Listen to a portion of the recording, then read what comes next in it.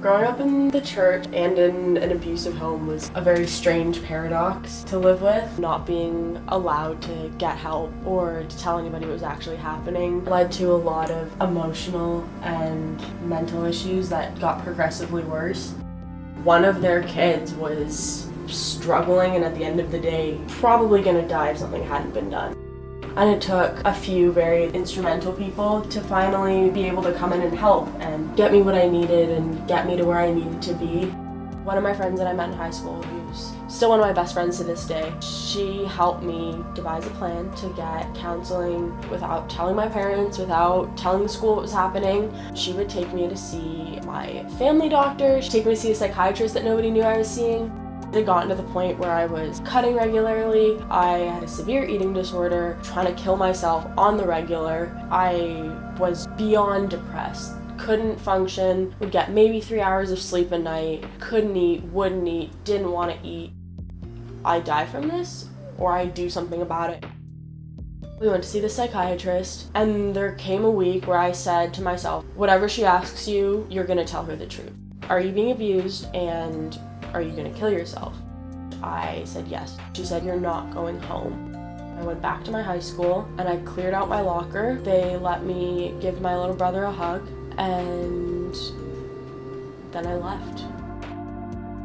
We went to CHIO and I got put in this little room. It got out that I was there, and so my parents did show up to the emergency room. So I got sent to a secure unit. They take everything from you. So I had my school bag, I had the contents from my locker, and I had my school uniform. You're not allowed out of your room. You're not allowed anything in your room. You're not allowed to leave without knocking on your door and having staff escort you to where you need to go.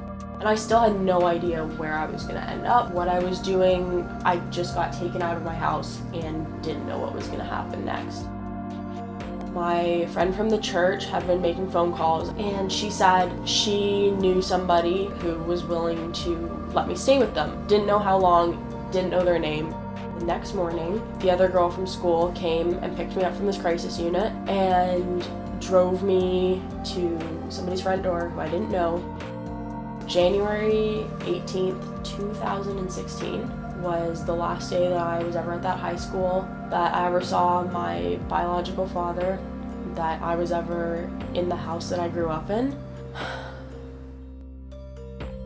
And that became my foster family and my second home. Aaron and Derek were my foster parents. And honestly, if I didn't have them, I would have died a long time ago. Having somebody fight for you and be there for you and love you like their own kid, no matter what I was going through or what was kind of going on inside my head, it was okay. One thing that I remember very clearly was at night when I couldn't sleep, Aaron would come in and I'd be crying. I'd be an absolute disaster. And she'd come lay beside me and just hold me until I fell asleep and play music, sometimes sing along to it, and just be there until I fell asleep. If you can't have a safe space and safe people to go to and an environment where you know you're cared for, it makes it damn near impossible to get anywhere.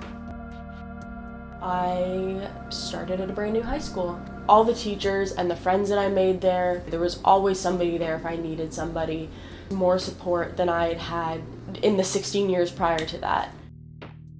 It wasn't easy. I would be in the hospital, I'd be out of the hospital, still had a raging eating disorder, was cutting all the time, didn't want to get up the next morning. But there were people that came in, each played a little role in making it to the next day and making it to the day after that. That summer I ended up in CHIO's eating disorder inpatient program. There was people there that were listening and that were accepting and wanting to help me get to a better place. The rest of that year continued in and out of hospital, doing school, going back to the hospital. Even through all of that, I had home to fall back on. I had people that were gonna support me and help me with what I needed, when I needed it, and start building my own life. Over the time that I had moved out, I developed an alcohol problem. I started drinking. It was always with the mindset of, I'm here to get drunk. I would not remember the night. I graduated high school. I had gotten my own place. The substance abuse just got worse and worse. I was surviving, but I was not doing great. I decided to stop drinking, just quit. So I stopped. The next week and a half, 2 weeks were some of the most miserable weeks I've ever felt. I didn't really realize how bad the drinking had gotten. Ended up in the hospital going through severe alcohol withdrawal. Alcohol withdrawal is one of the only 2 types of withdrawal you can die from.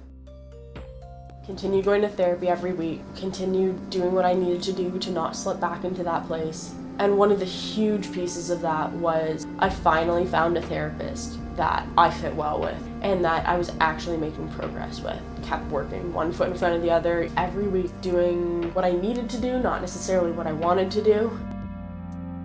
This couldn't be all that life is. There had been so many things that had worked out. I ended up in a stranger's house that became my family, and somehow I had graduated high school. I don't know how, but I passed for a semester of nursing school last year, and then things started to get a bit better.